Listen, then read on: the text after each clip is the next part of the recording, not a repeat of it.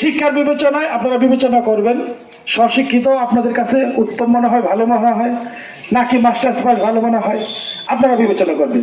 দ্বিতীয়ত, মানুষ চেনা যায় হলো তার সঙ্গ দেখে, তাই না? সবার বাড়ি বাড়ি কি গিয়ে ড্রেস দেখা সম্ভব?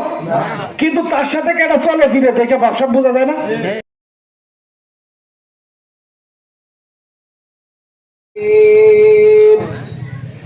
الذين إذا أصابتهم مصيبة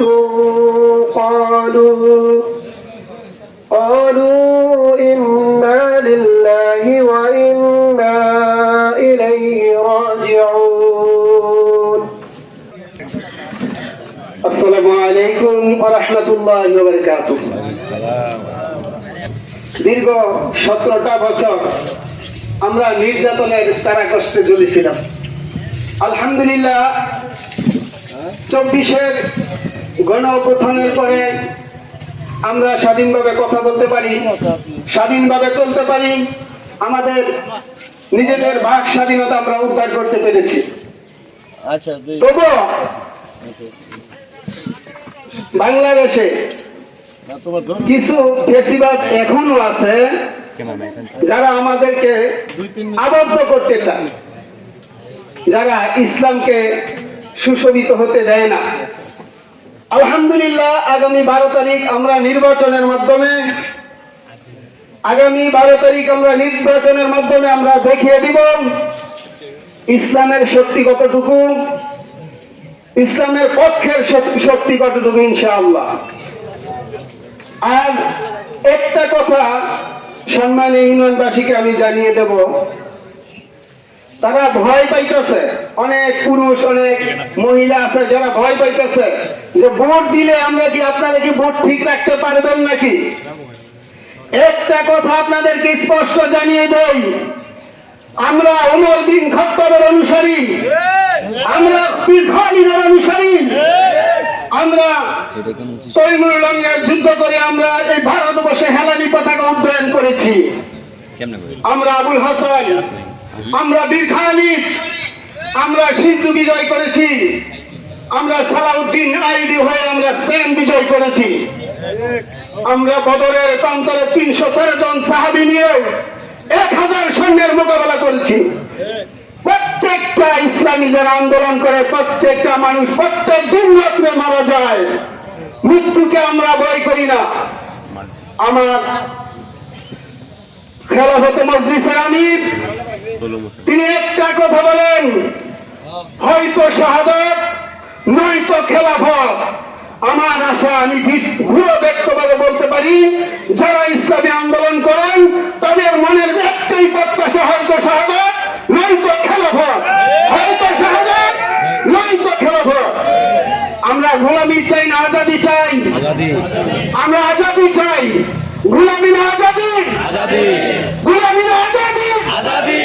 আমরা ভারতের দাসত্ব করতে চাই না, আমরা স্বাধীনভাবে আমার স্বাধীন বাংলায় বাঁচতে চাই। অন্যান্য দলের লোকে খেলছেন, কিন্তু ইসলামী আন্দোলন করে করে তাদের সাথে সরাসরি আপনারা খেলেন নাই, তাদেরকে দেখেন নাই। তারা শহীদ হওয়ার জন্য মুখে আছে, তারা শহীদ হওয়ার জন্য সদা প্রস্তুত থাকে ইনশাআল্লাহ। তারা বলে তাদের তো লোক নাই, আপনারা ভোট দিয়ে কিনা। আপনারা দেখবেন এটা মসজিদ এখানে আছে, জোহরের নামাজ যে পড়ছে এই এলাকার সবাই আসছে, যে সবাই 5% জায়গা হইলি যদি একটা লোক নাই যারা নামাজ পড়ে, তারা কি নামাজ পড়ে ছেড়ে দিব? তারা লোক আয়ুক আর না আয়ুক সে অবশ্যই নামাজ পড়বে। কেরা ভোট দিব আর না দিব, কেরা দলে আছে আর নাই, সেটা বড় বিষয় না। আমি মুসলিম, আমি অবশ্যই বাংলাদেশ জামাত ইসলামের দাঁড়িপাল্লা ভোট দিবই। মারামারি কাটাকাটি হানাহানি হয় এরকম যেন না হয়, এমন ব্যক্তিকে আমরা চাই। কথা ঠিক না ঠিক? এই জন্য আমার আমানত আমি কিভাবে রক্ষা করব, এটা আমাদের সকলের নৈতিক দায়িত্ব, এটা আমাদের সকলের জিম্মাদারি। আমরা চাই আগামীর কাপাসী হবে কোরআনের কাপাসিয়া। কথা ঠিক না ঠিক? সুন্দর নির্মাণে আমি ওই দিনকে একটা প্রোগ্রামে বলেছিলাম, আপনারা বলেন স্বাধীনতার পরবর্তী টাইম থেকে, আমার তো 33 বছর বয়স, হয়তো জবানে অনেক সময় বড় কথা বলে ফেলি। আপনারা বলেন যারা মুরব্বী আছেন কাপাসিয়া থেকে, যেই সমস্ত এমপি মন্ত্রী আমরা ইতিপূর্বে পেয়েছি, একজন মন্ত্রী দেখাইতে পারবেন যার মুখের ভিতরে নবীর সুন্নাত ছিল? আওয়াজ দেন, কথা বলেন। একজন মন্ত্রী পেয়েছিলেন যে 5 ওয়াক্ত নামাজ পড়তে এমন ব্যক্তি পেয়েছিলেন? একজন মন্ত্রী আমরা পাই নাই যার ভিতরে খোদার কোরআনের এলম ছিল। আলহামদুলিল্লাহ 11 দল জুটের ভিতর থেকে যে প্রার্থী দিয়েছে সে 5 ওয়াক্ত নামাজ পড়ে, তার পোশাকে সুন্নতি লেবাস, মুখের ভিতরে দাড়ি, সে নামাজ গুজার। আল্লাহ রাসূল বলছেন যে নামাজ কায়েম করে তার দ্বারা সমাজের ভিতরে একটা মানুষ তো দূরের কথা, পৃথিবীকে পর্যন্ত কষ্ট পাইতে হয় না। কথা ঠিক না বেশি? আমি আবারও আপনাদেরকে বুট চাচ্ছি না, আপনাদের কাছে দোয়া চাচ্ছি। দেউলিয়া তারা বলে আমরা নাকি দেশে ইনসাফ কায়েম করবে। তারা কিভাবে ইনসাফ কায়েম করবে? তারা তো বেইনসাফ হয়েই আছে।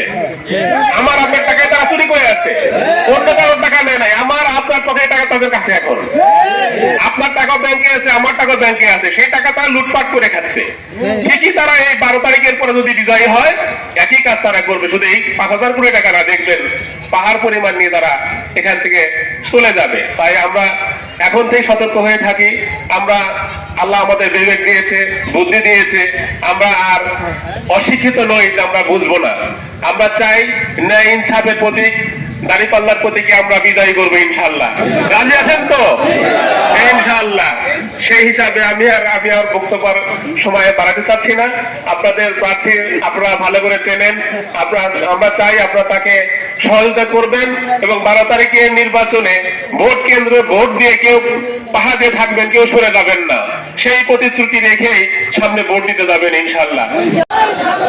শুভেচ্ছা স্বাগতম। বাবাসিয়ার পক্ষ থেকে, সম্মানিয়ার পক্ষ থেকে, সুদানের পক্ষ থেকে বলেছেন বাংলাদেশ জামাত ইসলামী মনোনীত 10 দল সমর্থিত গাজীপুর 4 কাপাসিয়া আসনের সংসদ সদস্য প্রার্থী জননেতা অধ্যক্ষ মোহাম্মদ সালাউদ্দিন আইয়ুবী আজকের এই সমাবেশের পক্ষ থেকে সালাউদ্দিন আইয়ুবীর প্রতি কৃতজ্ঞতা জ্ঞাপন করছি। 10 দল সমর্থিত বাংলাদেশ জামাত ইসলামী মনোনীত দাঁড়িপাল্লা প্রার্থীর সমর্থনে আয়োজিত আজকের এই সুন্দর আয়োজনের উপস্থিত সম্মানিত অতিথিবৃন্দ, সম্মানিত অত্র এলাকার মুরব্বিয়ানে কেরাম, বিশেষ করে আমাদের সাথে যুক্ত হয়েছেন শত শত মা এবং বোনেরা, আমরা আল্লাহ দরবারে শুকরিয়া জ্ঞাপন করি। সুন্দর আয়োজন আল্লাহ শরীক হওয়া তৌফিক দান করেছেন, আলহামদুলিল্লাহ রাব্বিল আলামিন। আমার কিন্তু ক্ষুধা লাগছে, আপনাদের ক্ষুধা লাগছে না? লাগছে। এই জন্য কথা যত দ্রুত বলা যায় আর কি। সম্মানিত উপস্থিতি, ইতিমধ্যে তোফাজ্জল ভাই বলেছেন যে আপনারা 3 গুণ ভোট দিয়েছিলেন। আমি সাধারণত ভোট চাই না, আমি শুধু বলি যেটা ভালো সেটা নেবেন। বলে না যে পাগল ও নিজের কি বুঝে, নিজের ভালোটা বুঝে, তাই না? নিজের বুঝটা বুঝে নেবেন, এটা আমি বলি। যেটা আপনার কাছে ভালো মনে হয়। আমরা 8 জন প্রার্থী এবং সুবিধা কি জানেন? 8 জনের মধ্যে 4 জন হলো আপনার এলাকার এই আশেপাশে, একেবারে কাছে একজন আছে, করিহাতায় 2 জন আছে, এরকম মোটামুটি। আর বাকি যারা আছে এরা মানে খুব বেশি পরিচিত না। যে কয়জন আছে এর মধ্যে মূল প্রতিদ্বন্দ্বী কিন্তু 2 জনের মধ্যেই হবে, তাই না? ফাইনাল খেলা কয় দলের মধ্যে হয়? 2 দলের মধ্যে হয়। খেলা তো অনেকই, ফাইনাল খেলা 2 দলের মধ্যে হয়। মনে করেন এক দলে থাকলো মেসি, আরেক দলে আমাদের বাংলাদেশের ছোটখাটো খেলে, তাহলে কোন দল জিতার সম্ভাবনা? মেসির দল জিতবে, তাই না? মোটামুটি কি করা যায়, কারণ খেলোয়াড় হিসেবে মেসি ভালো, ভালোটাকে সবাই প্রত্যাশা করে জিতে যাবে। আমি শুধু কোনটা ভালো এটা আপনারা বিবেচনা করবেন, কিন্তু কোনটার কি অবস্থা এটা একটু বলে আমি শেষ করবো নাকি? ছুটি দিয়ে দেবো, খাওয়া দাওয়া ছুটি দিব? আচ্ছা ঠিক আছে, দেখ আলহামদুলিল্লাহ। সম্মানিত ভাইরা, মানুষের যোগ্যতা বিবেচনা করলে শুরুতে দেখা হলো শিক্ষা দীক্ষা। আমি একজন প্রার্থী, আর ফাইনাল খেলা যার সাথে হবে ওই ফাইনালের যিনি প্রতিদ্বন্দ্বী তিনি একজন প্রার্থী। তিনি তার সরকারি হলফনামা উল্লেখ করেছেন তিনি কোনো পড়ালেখা করেননি। তিনি লিখেছেন তিনি স্বশিক্ষিত। আর আমি লিখেছি আমি মাদ্রাসা থেকে Kamil pass, masters pass, LLB pass. আমি এখন একটা কলেজের অধ্যক্ষ হিসেবে দায়িত্ব পালন করছি। আমি ওনাকেও বলছি যে ভাই আপনি যদি এমপি না হন তাহলে আপনাকে কেউ স্যার বলবে না। আর আমি এমপি না হলেও কালকে গিয়েছি আরে বসলে সবাই এসে করবে স্যার কেমন আছে। এক নাম্বার, শিক্ষার বিবেচনায় আপনারা বিবেচনা করবেন স্বশিক্ষিত আপনাদের কাছে উত্তম মনে হয়, ভালো মনে হয়, নাকি মাস্টার্স পাস ভালো মনে হয়, আপনারা বিবেচনা করবেন। দ্বিতীয়ত, মানুষ চিনা যায় হলো তার সঙ্গ দেখে, তাই না? সবার বাড়ি বাড়ি কি গিয়ে দেখা সম্ভব? কিন্তু তার সাথে কেটা চলে ফিরে দেখে সব বোঝা যায় না। আপনার ছেলে খারাপ হইতেছে না ভালো হইতেছে এটা কি দেখে বুঝেন? এলাকার কার সাথে চলে। যদি দেখেন যে ইমাম সাহেবের ছেলের সাথে নিয়মিত নামাজ টামাজে যায় তাহলে বোঝা যায় যে মনে ছেলে লাইনে আছে। আর যদি দেখেন যে বিড়ি টিড়ি খায় এরকম একজনের সাথে নিয়মিত চলে কিন্তু বিড়ি খায় না, সন্দেহ হয় না? এই তুই তো তার লগে চলে বিড়ি খাস নাকি, আবার সন্দেহ হয়। আপনারা শুধু মিলে দেখবেন আমার ভাই যাদের সাথে চলে তারা আসলে কোন ক্যাটাগরির, তার মাঝে মধ্যে চাঁদা টাদা নেয় কিনা, তাদের ব্যাপারে ধর্ষণ মামলা আছে কিনা, তাদেরকে মাটি কাটায় বিভিন্ন সময় গ্রেফতার টেফতার করা হয়েছে কিনা, তাদের মধ্যে কেউ নিজেদের আধিপত্য বিস্তার করতে গিয়ে আরেকজনকে খুন করছে কিনা, খুন করতে গিয়ে আরেকজন আবার তাদেরকে গ্রেফতার করাইছে কিনা। আপনার একটু হিসাব নিকাশ মিলাই দেখবেন। বিস্তারিত আলোচনায় জানলাম না, খাওয়ার সময় হয়ে গেছে। এটা হলো আমলের কথা। ব্যক্তির আমলটা কেমন এটা আশপাশ দেখলে কিন্তু বোঝা যায়। 3 নম্বর বিষয় হলো আসলে কে কি করতে পারবে। আমরা তো একজনকে এমপি বানাই, তিনি আসলে কতটুকু আমার জন্য করতে পারবে, আমার গ্রামের জন্য আমার এলাকার জন্য করতে পারবে এটা দেখে এমপি বানাই, তাই না? কে কি করতে পারবে। আলহামদুলিল্লাহ আমি যদি ইলেকশন না করতাম এটা কোনোদিন কারো কাছে বলতাম না। আমি ইতিমধ্যে কাপাসিয়ায় 3টা মসজিদ করে দিয়েছি আলহামদুলিল্লাহ, 22টা অজুখানা করে দিয়েছি আলহামদুলিল্লাহ, 108টা টিউবওয়েল দিয়েছি, 36টা সাবমার্সিবল দিয়েছি, প্রায় 10,000 পরিবারে বিভিন্ন সময় শুধু বেসরকারি সহযোগিতা পৌঁছে দিয়েছি। ঈদ সামগ্রী, বিভিন্ন উপহার সামগ্রী, টিন দিয়েছি, ছাগল দিয়েছি, গরু দিয়েছি, তারপরে টিউবওয়েল দিয়েছি, এগুলো এরকম 10,000 পরিবারে দিয়েছি। আপনারা ওনাদের কাছ থেকে হিসাব নেবেন, খোঁজখবর নেবেন ওনারা আসলে কি অবস্থা কি করেছে। খবর নিলে কতটুকু জানতে পারবেন আশা করি। এটা আমাদের শফিক ভাই বলছে ওনাদের সহযোগিতায়, শুধুমাত্র ডাক্তারদের সহযোগিতায় আমি প্রায় 9,500 রোগীকে ফ্রি চিকিৎসা দিয়েছি। আমরা 372 জন রোগীকে ফ্রি অপারেশন করে দিয়েছি, 126 জন রোগীকে চশমা দিয়েছি, 104 জন রোগীকে ফ্রি চোখের অপারেশন করে দিয়েছি, এটা কি বলে স্থানীয় অপারেশন করে দিয়েছি।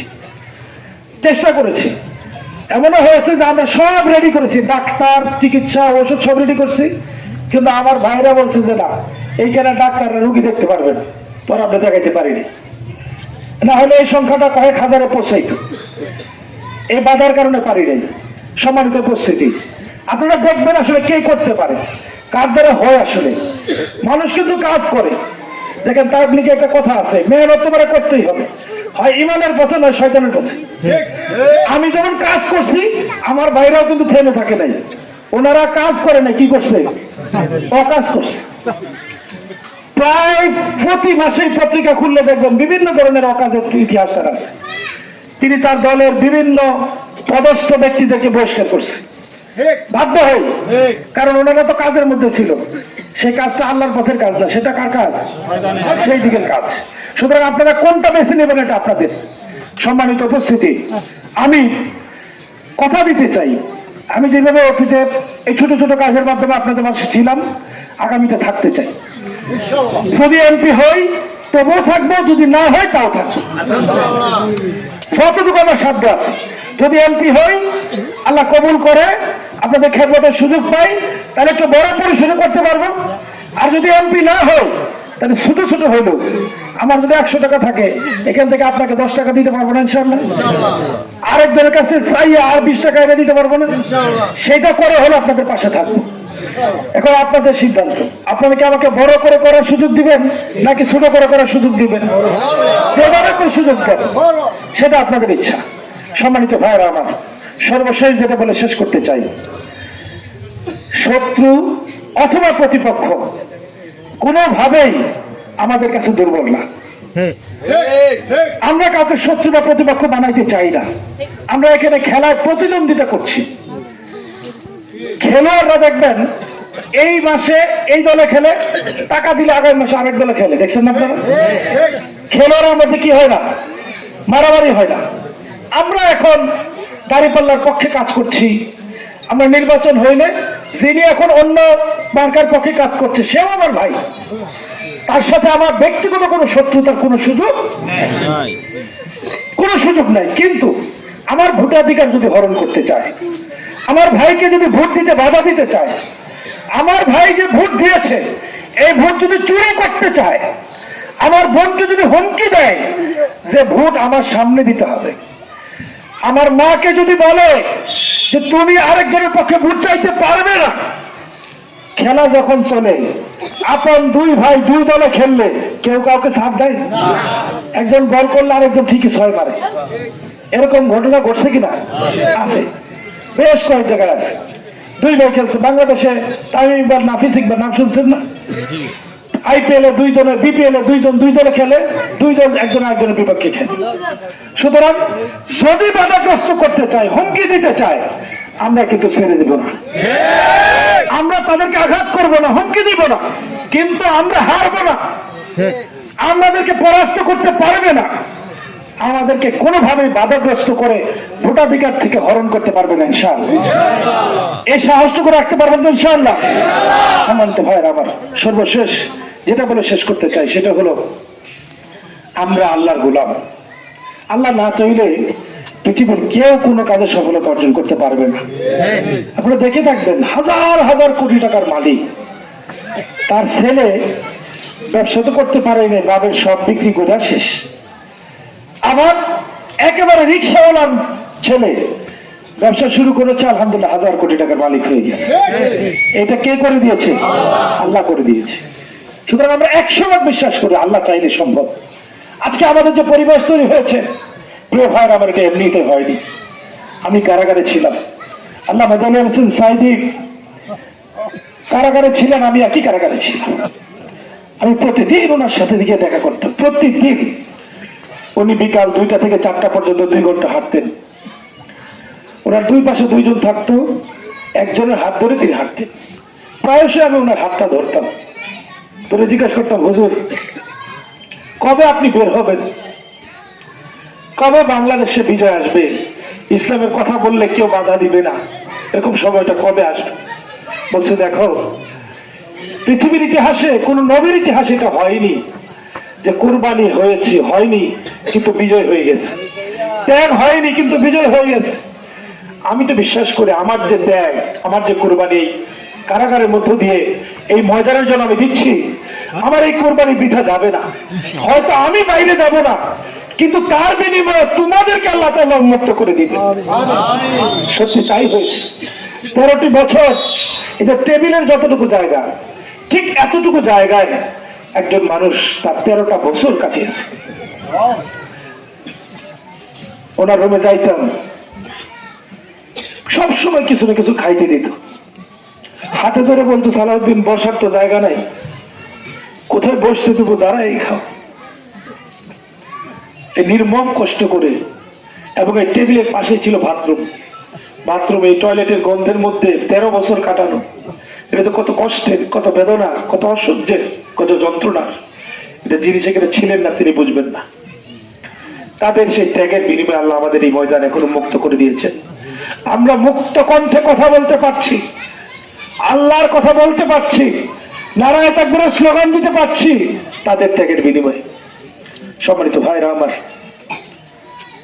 আমরা 5ই আগস্ট পুলিশের সামনে দাঁড়িয়ে নারায়ে তাকবীরের স্লোগান দেওয়ার সাথে সাথে আমাদের ভাইকে আমাদের সামনে গুলি করে শহীদ করা হয়েছে।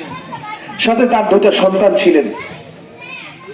চিৎকার করে দুই ছেলে তার বাবাকে ধরতে গেছে। আমরা তাদেরকে উঠিয়ে নিয়ে দৌড়ে পিছনের দিকে গিয়েছি। জিজ্ঞাসা করলাম উনি কে? সে কথা বলতে পারছে না, হুড়ু করে কান্না করছে। জিজ্ঞাসা করলাম কি হয়েছে? সে তোমার কি হয়? বলছে আমাদের বাবা হয়। আমরা আজকে আমাদের সামনে আমার বাবাকে হারাতে দেখলাম। কত সন্তানের পিতৃ হারার ইতিহাসকে ধারণ করে আজকে আমরা মুক্ত বাতাসে কথা বলতে পারছি। কত স্ত্রী তার স্বামীকে হারিয়েছে, কত বাবা তার সন্তানকে হারিয়েছে, কত মা তার সন্তানকে হারিয়েছে, কত ভাই তার ভাইয়ের চোখ হারিয়েছে, পা হারিয়েছে, হাত হারিয়েছে। এটার কোনো ইয়ত্তা নেই। এজন্য আমার বিশ্বাস, আমার মহান রব এতগুলো ত্যাগ, এতগুলো কুরবানি এবার বৃথা দিবেন না ইনশাআল্লাহ। এই কুরবানির বিনিময়ে এ বাংলাদেশে ন্যায় ও ইনসাফের মার্কা দাঁড়িপাল্লা মার্কাকে বিজয় করবেন ইনশাআল্লাহ। সে মার্কার বিজয় দিয়ে আগামী 12ই ফেব্রুয়ারি আমরা ঘরে ফিরব ইনশাআল্লাহ। সেজন্য আমাদের কুরবানির জন্য ইমানিয়াত, সালাত, তাহাজ্জুদ, সিয়ামের মাধ্যমে আমার রবের কাছে চাইতে হবে, হে আল্লাহ তুমি আমাদেরকে বিজয় দাও। এবং আমার রব যখন খুশি হয়ে দিয়ে দিবেন তখন কম দিবে না। কিন্তু আমার ভাই বলছে না 4 গুণ, আল্লাহ চাইলে 8 গুণ দিয়ে দিতে পারে। আল্লাহ যদি দেয় কম দিবে না। সুতরাং আল্লাহর কাছে চাইতে হবে। আল্লাহ তাআলা আমাদেরকে সে রবের প্রত্যাশায়, রবের জন্য, রবের কাছে চাওয়ার তৌফিক দান করুন এবং মহান রবের সাহায্য নিয়ে এই সম্মানীয় থেকে, এই চন্দ্রের হাতে থেকে বিপুল ভোটে দাঁড়িপাল্লাকে বিজয় করার তৌফিক দান করুন। আমিন ওয়া আখিরু দাওয়ানা আলহামদুলিল্লাহি রাব্বিল আলামিন।